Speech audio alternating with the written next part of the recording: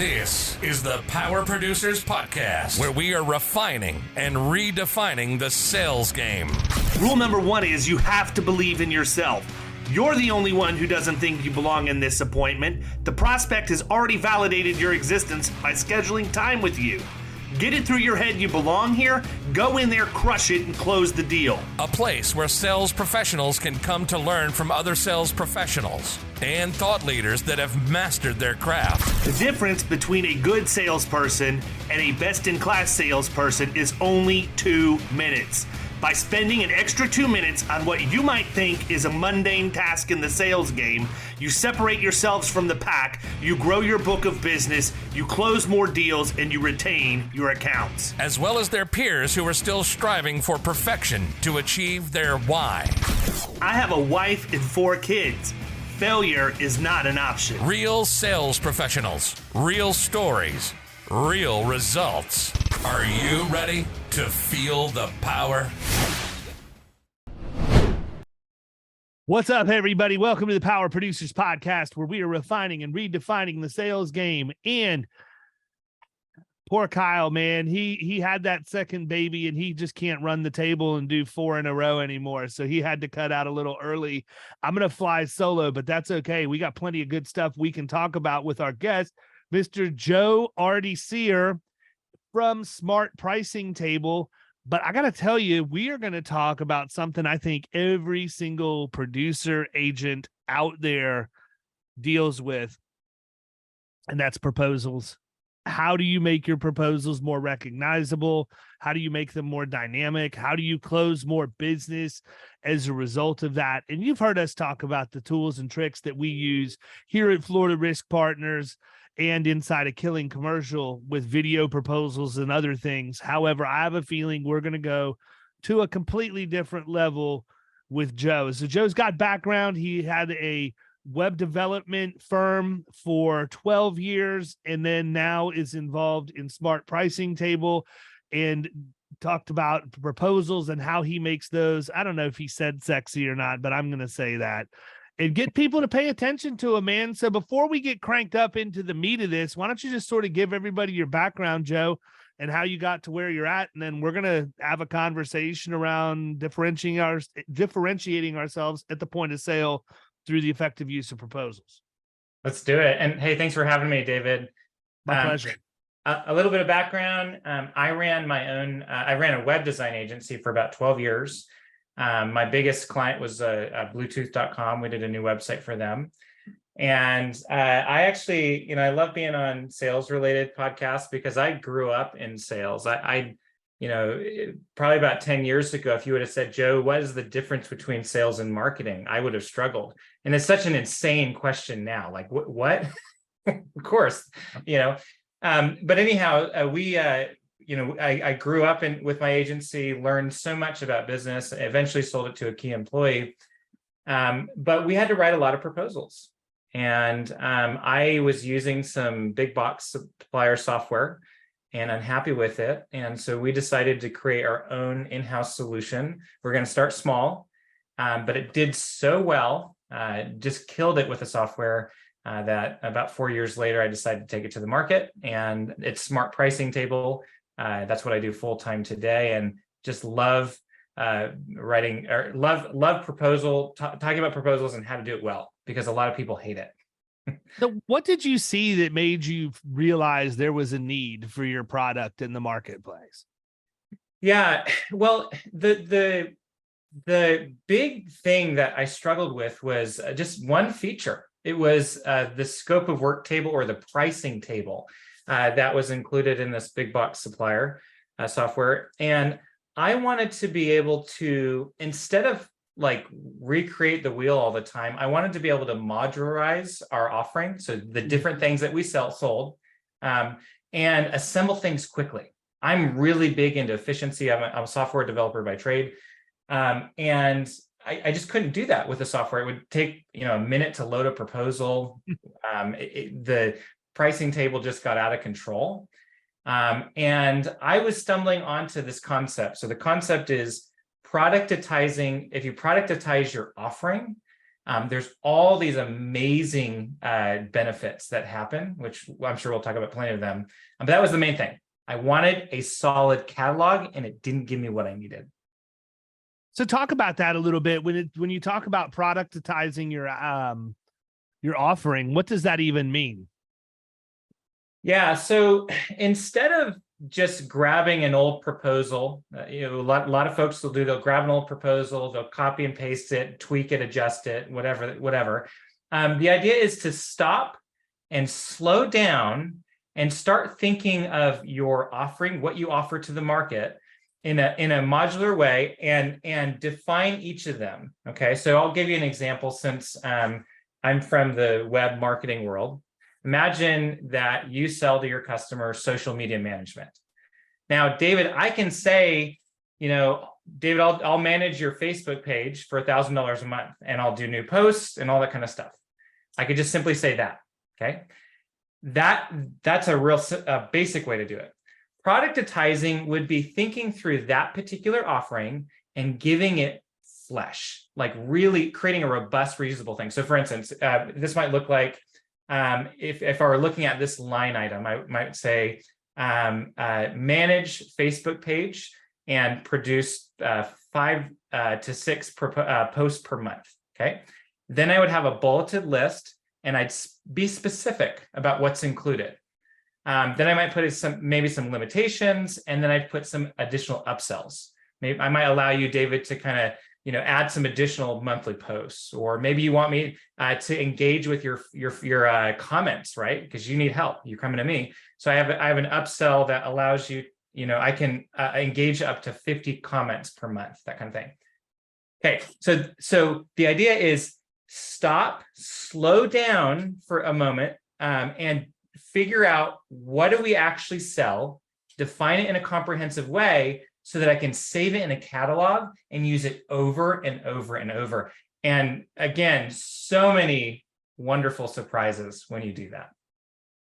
Yeah. So this is dynamic, right? This is done online. This isn't, I'm coming in and I'm handing you a paper proposal. This is something somebody has the ability to open. And I would imagine, with my feeble mind, that there's ability to expand and collapse explanations and boxes so that people can drill down further to make sure they understand. Maybe it's something that's really straightforward and they don't have to drill down. Why waste time reading that if you don't have to and you feel completely comfortable? But then you get down to the next thing, like you said, well, they're going to manage my Facebook page, but what's that really mean? Like, what am I really getting for my money? So they can expand that and read it and understand it. What I like about what you're saying is you then can make your product smarter, because you're able to, I would imagine, since it is dynamic, get click data that shows what sections are more often being expanded or even on the other side skipped over, so that you can make sure that you don't need to make that any more robust. And I don't know, like, if from my perspective, I don't know how much this is all inside of, kind of like an iframe would be, where if you click a link, even if you go somewhere else, it's going to keep you inside that part of the website and you're not going to leave from there. Or if you have external links and it just opens in a new tab or something like that. But even then, I would think that just the amount of data you can get about how a proposal is consumed has to be incredible. Yeah, it is. And, there's lots of different solutions on the market. Where our software really hits it hard is building that catalog. That's the thing that we do really, really well. And because we're so focused on your pricing table, your scope of work, we also have analytics on lower level interaction. So, David, if I were to send you a proposal, one of the line items you might see in it is project kickoff call. Well, if you click on that, we're actually going to log that you did. So I'll know that you clicked on that. And then I have an upsell inside of that line item called where it says on-site meeting. If you want me to come to your office, it's an additional, say, $350 a month. Well, the system will log that you opened it. It'll log that you clicked on that. If you changed any quantities, it will log that. And getting lower level data about how your prospect is interacting can be so helpful from a sales perspective. Yeah, absolutely. I mean, I look at it even as you're talking, trying to figure out, okay, what does this look like inside the insurance world? And I could see it being something as simple as sending an auto proposal over to a client. And then when they get to the deductible area, if they want to expand out, they can get that expansion that says, explains what the deductible is, how it works, or whatever else, and then shows that it's currently set to a value of $500, but then give an option. This is what it would look like if you did it at $250. This is what it would look like if you did it at $1,000. I guess my question is that dynamic? And I'm assuming because you have a smart pricing table that it changes the dollar figure of the proposal in real time, or is that something that you guys have to then go back and resend? Yeah, well, there's lots of versatility with our system in particular. So you can have individual line items that are upsells, and you can have upsells inside of line items. So you could, exactly what you described, you could define a line item like that, and then maybe they choose some additional coverage, and that has a fixed dollar amount. It then adjusts the line item and adjusts the total price. And I think there are so many proposals that are still going out in paper or as a PDF.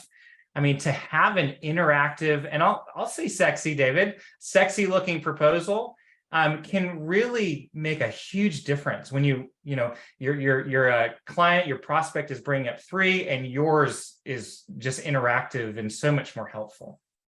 Yeah, I mean, I think the biggest advancement that has been made, well, there's a couple of them in the insurance industry, and we are one of the oldest industries on the face of the earth, and we're the slowest to adapt to change. It's insane. For as much money as you can make in the insurance industry, you would think we would be leading the world in technology, and yet we aren't. Like, we don't invest nearly what we should. Taking proposals online was the first piece. Adding video to that is something that went to a completely different level, because now, from our standpoint, that really opens a lot of versatility. It's tough, man, depending on what the concept is you're trying to explain. And we did talk about this a little bit in the last episode we recorded last hour. You can use ChatGPT to water some stuff down to get it to a 6th grade reading level at this point. It'll do that hard work for you. Right. But at the end of the day, sometimes you just have to be able to tell a story or explain. So video has worked out really well. The other thing that it's allowed us to do is take some of that software that's used specifically for proposals and make it part of the submission process to underwriting. So you don't know this about me, because I haven't really told you much at all about what I do, but my agency specializes in accounts that are in the middle market, specifically commercial, and if they have workers' comp problems, even better. That's who we like to target. And so my average client is going to spend about $250,000 a year on their insurance. Well, it used to be that you put on a suit and a tie and you'd go over and you'd present to that person in person. You would invade their day. We wouldn't feel we were invading their day, but that's exactly what we were doing. Right. And instead of taking the hour that you ask for, it's a bare minimum hour and a half, because you got 15 minutes of warm up, 15 minutes of cool down, and in many cases could end up being 2 hours. And when COVID came, it changed the game, man. It changed everything dramatically. Now people are more receptive to getting information as long as they get their questions answered in a reasonable amount of time or in real time, to just not skipping that. Just give me what your deal is, send it to me. And so, I think that's part of it. But then taking it and making it part of the submission process to underwriting is completely different, because, again, we deal with problem workers' comp accounts. Now I can actually take video and show the underwriter using the same proposal format and just tweaking it to be a message to underwriting, as opposed to actually being a proposal of insurance to a client. I think that's huge. The other thing is, part of the problem with insurance agents is they sell insurance. Like, that's how they get paid. So that's what they do. They don't take the time to explain risk, cost of risk, total cost of risk, all of these concepts to their clients. The average prospect that you meet with has no clue they have an insurance industry underwriting marketplace reputation. They have no idea. They just think that because they've shopped on price for the last, decade. And every year the broker goes out and goes to 20 different insurance company underwriters to try and get the best deal. They don't understand that 19 of those people are going to get pissed off after about 3 or 4 years of quoting the same piece of business they're never going to get, in which means they're just going to not look at it, decline it, and send it back without ever even giving them a realistic shot after a couple of years of being told no. Problem is, our market is cyclical, and at some point you're going to need that underwriter. And if you have a bad reputation in the marketplace, the day that comes you need them, they're not going to be there for you. So the more we can do to include underwriting and give them the most accurate description of what that risk profile is, improves the underwriting result, which could be broader coverage or lower pricing. But in the end, your prospect wins using that technology for that too. The thing that I really like, though, when you move that proposal software in general, any of it, if you move it over in the way that ours works, not giving away any kind of secret sauce here, but the way that it works is it's the same web address, but the differentiator is for you to see your proposal, you log in with your email address. That's it, right? You have a unique email address. You go to the same web address as everybody else, but when you put your email in, now you can get your proposal. That's beautiful because it allowed us to automate inside HubSpot with text and email delivery both. So now we're not just getting that information out, but we're getting it across multiple platforms, and our prospects understand they don't need to stop everything they're doing and consume that right now. Right. It might be 9 o'clock tonight. It might be 1 o'clock in the morning. Who are we to tell people when they should be receiving the information that they asked us to provide to them? Whatever's best for that prospect when they don't have any kind of pollution in their head and they can give me their undivided attention is exactly when I want them to do it. And it may not be 1 o'clock Thursday in their conference room. Yeah. And I think that's where video is so helpful, David. I'm a big fan of Loom. I'll create, I might have a customer that has a question and they're not available. Being able to just record something really quickly, and then they can watch it whenever. And I get the open receipts. It's a lot of times it's strange hours, but it's really effective, right? Versus having to schedule a meeting is really going to slow down the process. You made me think of kind of a good example too of how productizing your offering can work really well with insurance. For example, I'm very familiar with E&O insurance, and having a business for a long time and always having insurance policies. One of the things that could be really valuable as far as productizing, though, is imagine if you sold E&O insurance. You defined it, you spelt out what's included, and then you had a video, David, that you embedded right inside of a line item, right? Talk about interactivity inside of a proposal, a video right inside of a line item that they can listen to and understand what E&O insurance is and what it's not, right? So doing a lot of that, and then continuing to build out a library, a catalog. There's so many benefits there. Yeah, absolutely. And I think, again, using E&O as an example, just policy form, the average person doesn't know the difference between claims made and occurrence, let alone the difference between claims made and occurrence and claims made versus claims made and reported. You're not going to ask me, right? No, I'm not going to ask you, but these are things in a proposal that in the event that person needed their insurance would be material information that many times they're just buying it and had no clue. Right. Yeah. Having descriptions that boil it down, right, that are clear to the average person needing insurance is so helpful. I remember the day I discovered that my normal business policy didn't include E&O at all. I'd gone for years thinking that, hey, if something went wrong with my web design agency and we messed up someone's website, I would have coverage. 5 years in, talk to my insurance company, I had no freaking clue, right? Because no one had, I'd never been presented it in a very straightforward, simple fashion for me. Yeah, absolutely. So you decided you were going to solve a problem that a lot of people probably didn't even realize existed. So kudos to you for even, picking up on the fact that this needed to be modified and adjusted to bring it into the 21st century. What were the initial responses like when you started rolling out your proposal software to people for the first time? And I'm not necessarily talking about your clients. I'm talking, I'm sure if you're like me, this was something done in a sandbox environment inside of your agency. Right. You started using it there first and got proof of concept. What was it like that made you decide, you know what, I think I'm going to go ahead and take this next step. Let's make this available to other people. That's the first part of the question. Then the other part is, why would you want to if it was a competitive advantage for you? Yeah, I think when we decided to go on the journey, there were so many discoveries, and actually one of them is the fact that when you create a catalog, you can actually have someone else create proposals for you, which is a really, really helpful game changer.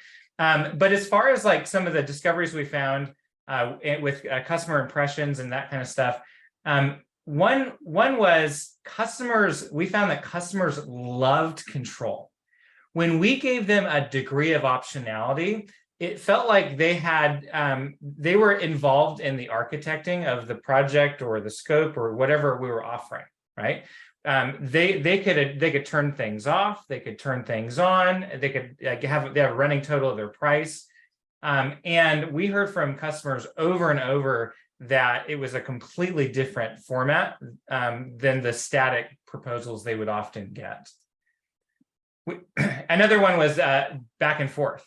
A huge improvement. When you have some optionality, all of a sudden you don't have to have a bunch of different questions. A lot of times if a customer wanted something, but they were a bit on the fence, I might give them option A and B, just for them to consider, and they could decide. I can get out the door. I don't have to have them get back to me. I can just put the multiple options and throw it over their way. So talk to me about how your proposal software is integrated with your CRM. You're a sharp dude. I got to figure there's a way that you're getting metrics off of your proposal software. What does that look like? I mean, how reliant are you on your CRM to measure the activity from proposals when you send them out? And I think the other thing that's probably a fair question, just because agents are probably running around thinking, hey, this isn't really a problem for me and my agency, only because if you're an agency like mine, man, we might do 100 proposals in an entire year just because of the size of the account. What kind of velocity are you looking at? Who does this solve the problem for the best? Yeah, a lot of my customers create anywhere from 5 to 20 proposals a month. And the nice thing about my understanding of commercial insurance is because you're doing less quotes, they're bigger and they matter more, right? And yeah, that's a fair statement. Yeah, doing the legwork so that it's the highest quality. I mean, if you're talking about hundreds of thousands of dollars for one particular prospect, I mean that's like a luxury real estate agent, really having the polish, right? Picking them up in the nice car, all these different finishing touches that you wouldn't necessarily get in normal real estate transactions. So I think that volume is great for the kind of problem I was looking to solve. Yeah, I think that there's such a need, and there's not a ton of players in this space in our industry right now. That's why I was intrigued when we had the opportunity to have you come on, because I'm always looking for the next way for us to make ourselves stand out just a little bit more. I'm notorious for saying we have to make ourselves uncommon in a common environment. When you look at insurance, there's nothing more vanilla, really. It's typically an old white guy in a suit that's going to give you a bunch of quotes and you're going to pick the cheapest one. Well, that's not really what the industry looks like, but that's the perception most of the time. Once we start bringing younger blood in and bringing the generations, like my oldest son's 20, he's in the agency at this point. I have two options. I could either not listen to anything he says, or I could listen to everything he says, absorb it with a sponge, and figure out how to make it benefit me and my business moving forward. I choose to do the latter by renting the UFC fights every time there's a pay-per-view and inviting all his friends to come over.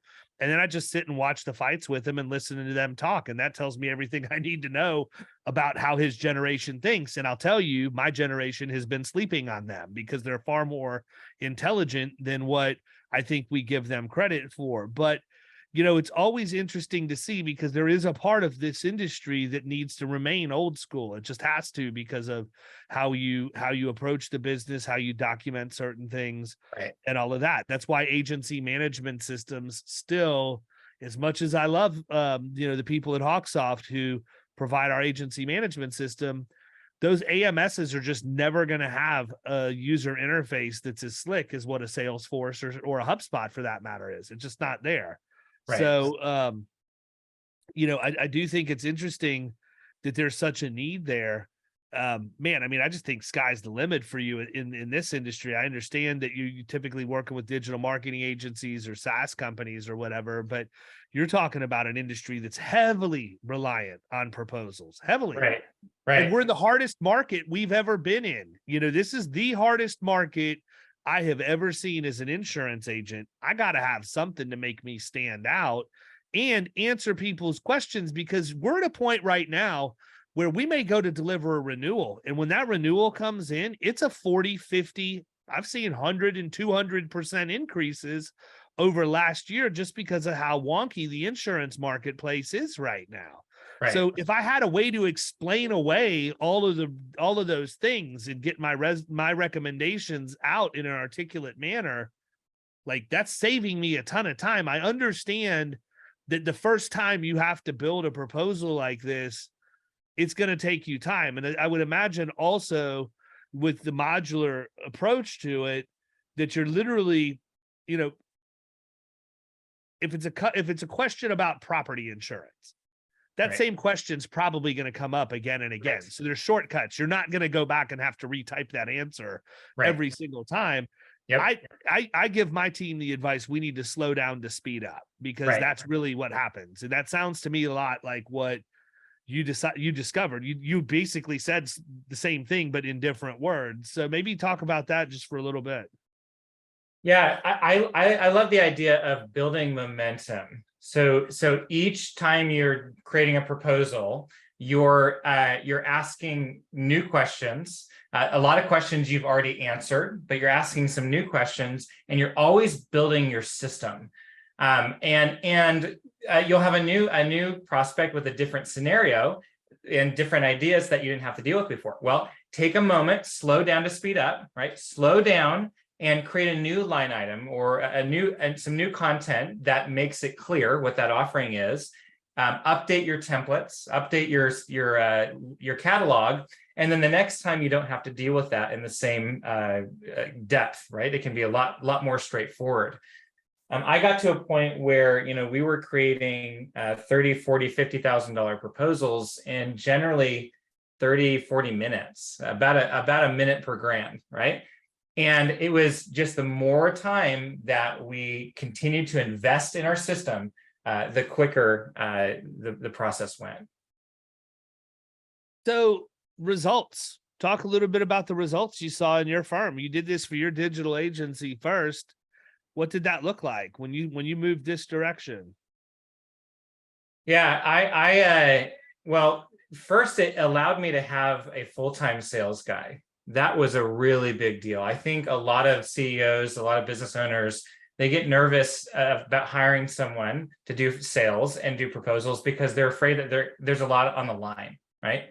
Well, because I had a catalog, all of a sudden my sales guy could start assembling things, and I would still approve it, right? I would still look over it, but it was probably about a tenth of the time that I would spend previously.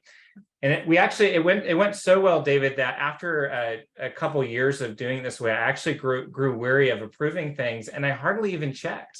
Because the more you're building your system, the more you're investing in this reusable infrastructure, the less questions come up, the less risk comes up, because you've thought through so many angles, so many the finer points of things.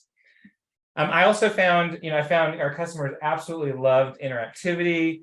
I was able to remove myself almost entirely from the sales process. We had to make a lot of money to break even, let alone be profitable. And because I had a salesperson and the catalog, that was a huge benefit of that.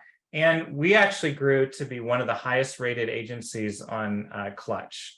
I know your listeners are more insurance folks, but in the internet marketing world, Clutch is kind of the gold standard of sorts.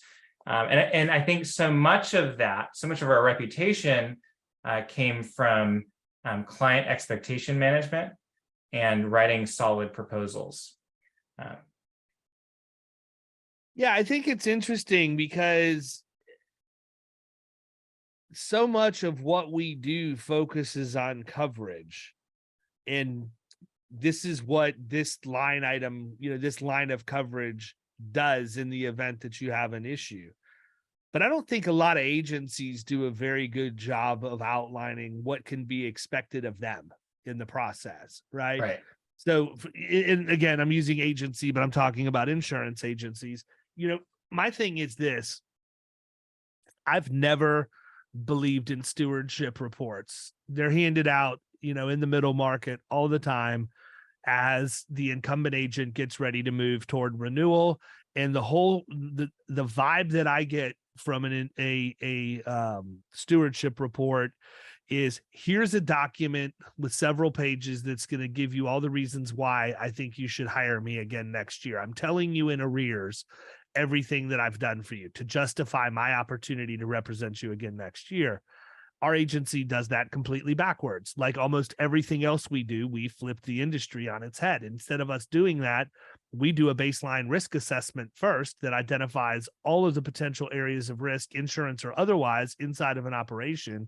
And then we put together a baseline risk assessment report and then a subsequent risk management action plan, which is putting work clothes on the bullet points from the risk assessment report and assigning a deadline to it, so that over the course of a year, every single one of our clients knows what we should have done up till this point, and we're updating that in real time.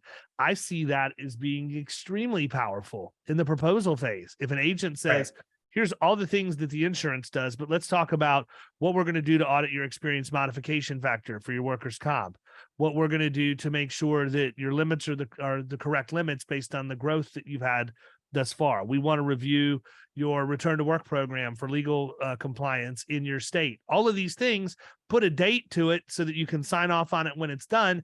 Now you don't have to issue a stewardship report at the end of the year, because they can see what amounts to a laundry list of canceled tasks that you've got knocked out because you literally identified what needed to be done and created built-in accountability. I don't know why that's not done more in the proposal process. And think about it this way, man. Like, I don't know. I think every one of us at some point or another, I'm sure there's people out there that have never had to buy a car in a car dealership. Right. But when I think about in a transaction that it should have been just plainly transparent for as long as the day is, and yet you don't have any clue what's buried in that paperwork when you go to buy a car ever, right? There's nothing in there that says, hey, pay attention to me. It's, I'm going to buy my car. Let me hurry up and sign to be done. But what's the first thing that we bring up? If you're a consumer, it's, nobody ever told me about that. But if I'm a salesperson, it's, well, it was right in your proposal. You didn't see that. You signed it. You didn't.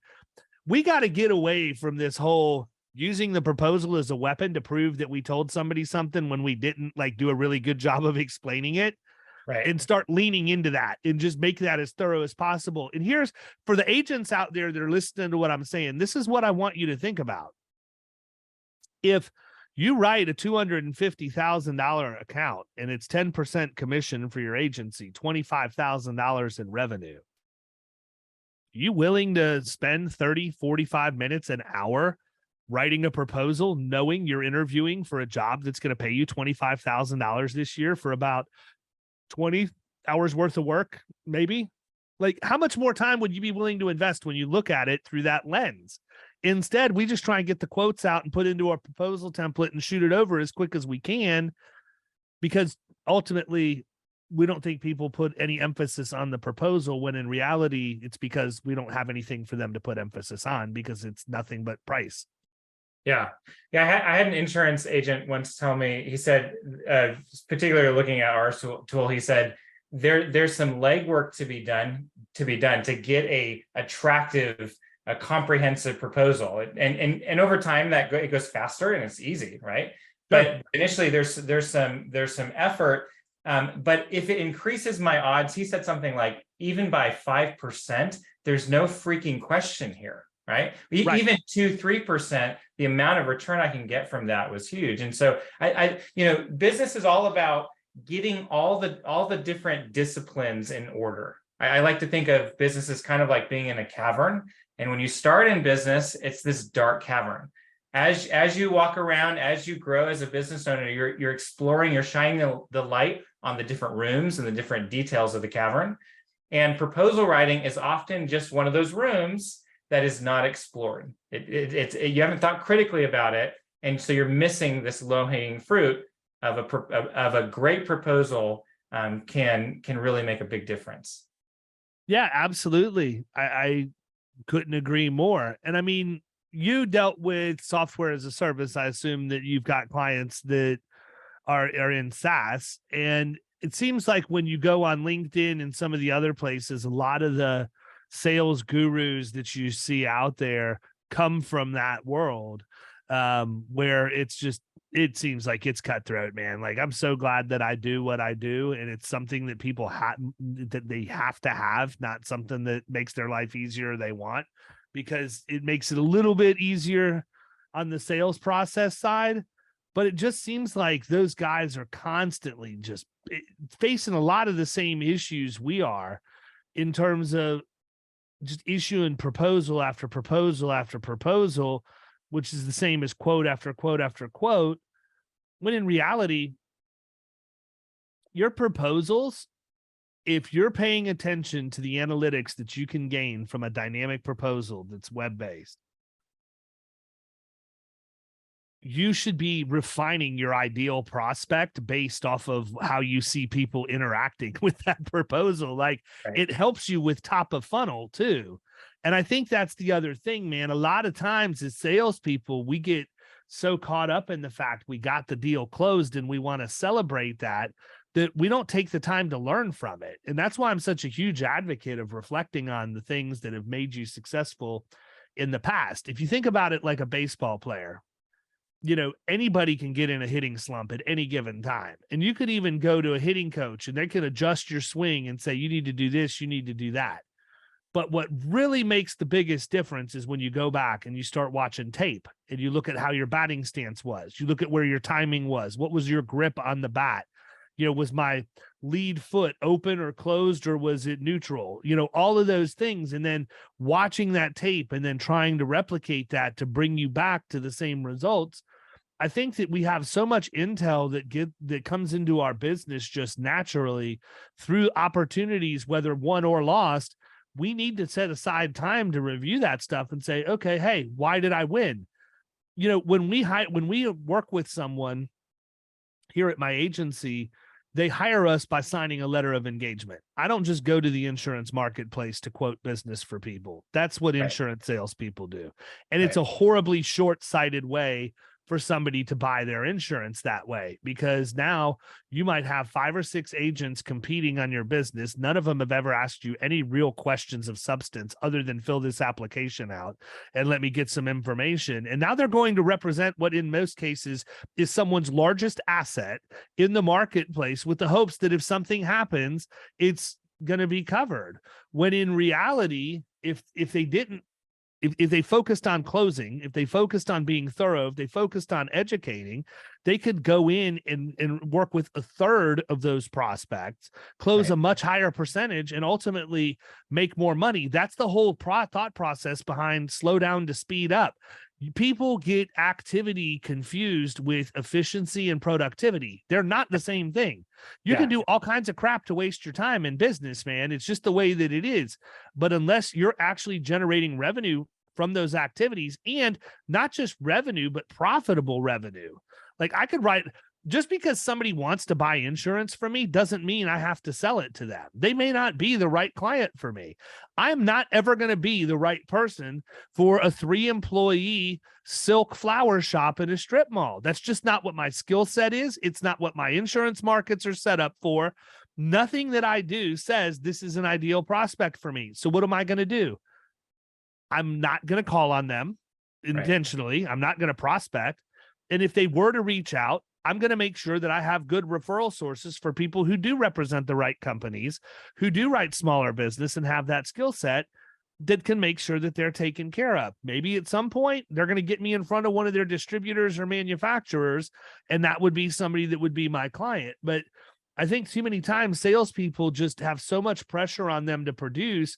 They want to see that closed business number go up. But when you sit in the seat of the agency owner, your perspective changes considerably. I don't care if you wrote $200,000 worth of new business revenue, $2 million in premium, if you had $3 million in losses. Like, what does that do for me? It gets me out of bonus contention and everything else. And so, again, if you guys take nothing else from this, if you slow down on your proposals and you put your best effort forward and you really put the sizzle on it, and somebody doesn't buy from you and you get irritated, good. You should, because you have a lot invested into it at that point, and you need to step back and say, what could I have done better? What did I miss?